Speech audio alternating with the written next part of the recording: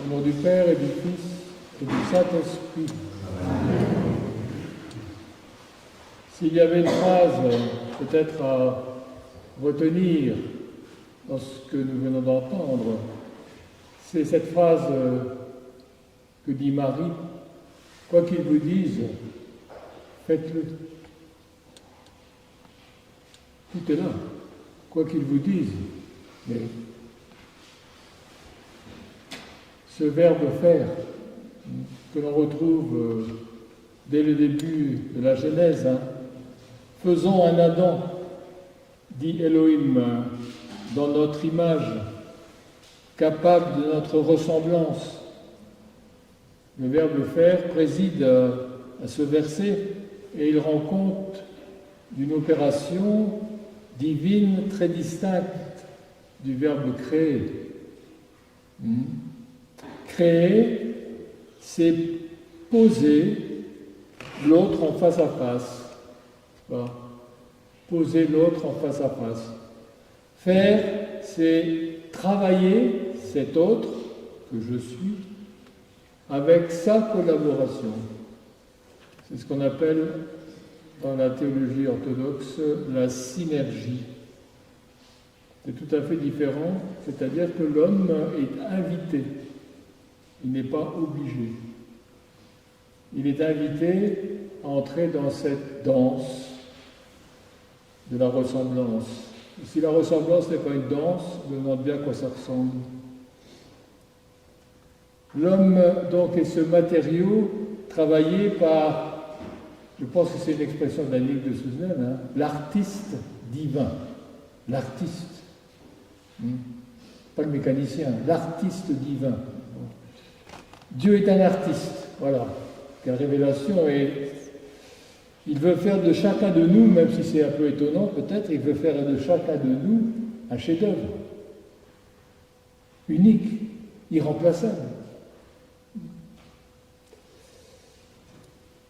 Job dit, tes mains m'ont façonné, elles m'ont fait tout entier, et tu me détruirais? Point d'interrogation. Dans nos doutes, n'est-ce pas, qui nous assaillent bien souvent, est-ce que Dieu cherche à nous détruire alors qu'il nous a façonnés? Le faire se joue à partir d'un élément créé. Nous ne sommes pas créateurs, nous sommes des artisans. Notre vocation consiste à faire avec l'aide de Dieu une ressemblance. Laquelle? Celle qui est conforme à mon être essentiel, à mon identité la plus profonde, comme disait Lanza del Vasto, convertissez-vous à votre propre religion. Il y a là un mystère qui nous habite, et ce mystère, c'est nous, notre identité. Et nous sommes appelés à laisser être ce mystère dans cette synergie. Se faisant au cœur de cette alliance du Créateur et de la créature, l'eau, l'inaccompli, est changé en vin nouveau. Le vin qui réjouit le cœur de l'homme, n'est-ce pas, dit le psaume, et ce vin qui va être utilisé par l'artiste divin pour nous communiquer à travers l'Eucharistie la vie divine. Oui, les noces de Cana ouvrent la nouvelle alliance en son nom, qui est de faire tout ce qu'il vous dira. Comment on fait?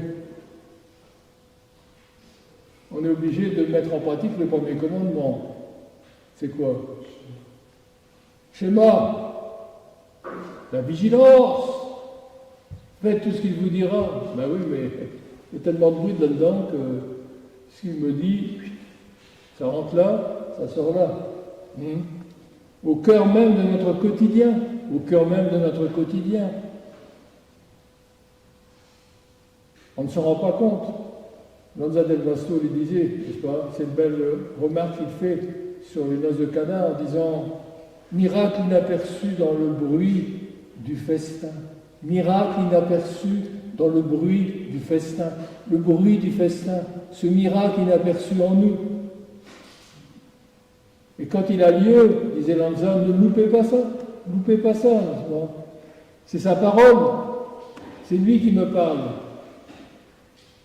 Il m'appelle à cette alchimie, à travailler avec lui notre Adama, ce féminin intérieur, n'est-ce pas, dont l'épouse des noces est le signe extérieur, bien sûr. Et l'épouse et l'époux partagent cette même loi ontologique. Va vers toi, avec lui, par lui et en lui. Ensemble, s'ouvre le chemin de la déification.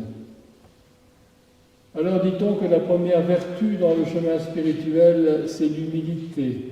L'humilité, c'est-à-dire la conscience de notre néant face à Dieu, face à l'infini. L'inouï également de l'alliance qu'il nous propose.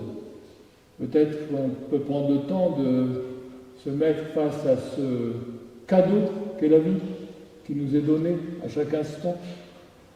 Et nous devons résolument tourner nos regards vers nos profondeurs, métanoïa, revenir à l'intérieur.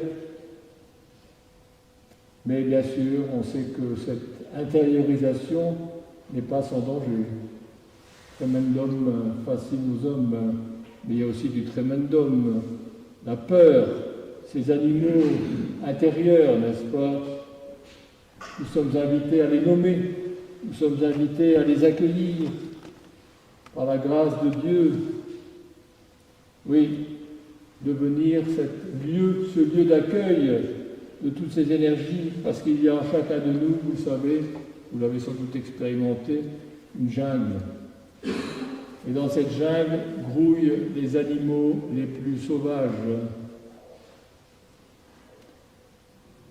Et ces animaux cherchent à nous détruire, bien sûr, nous déchirer.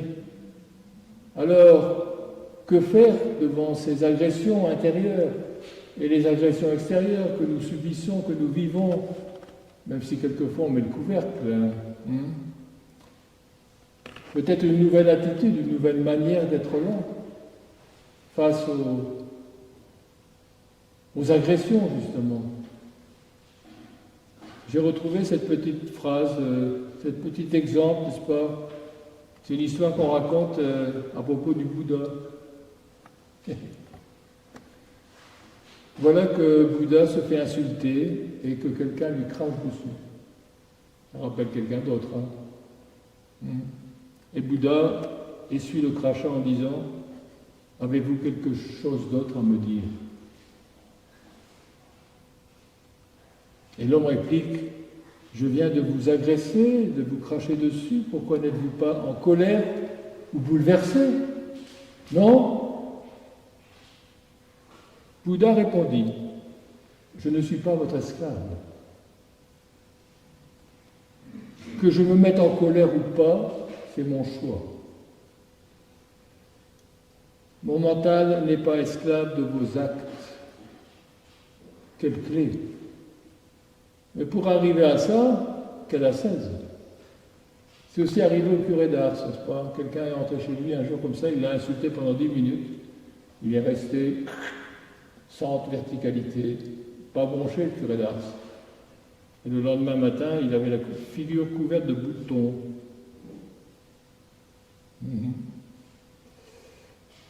L'alliance que nous propose le Seigneur n'est pas un esclavage, c'est une mise en lumière, n'est-ce pas? Si je m'approche de la lumière, je vais voir clair, non?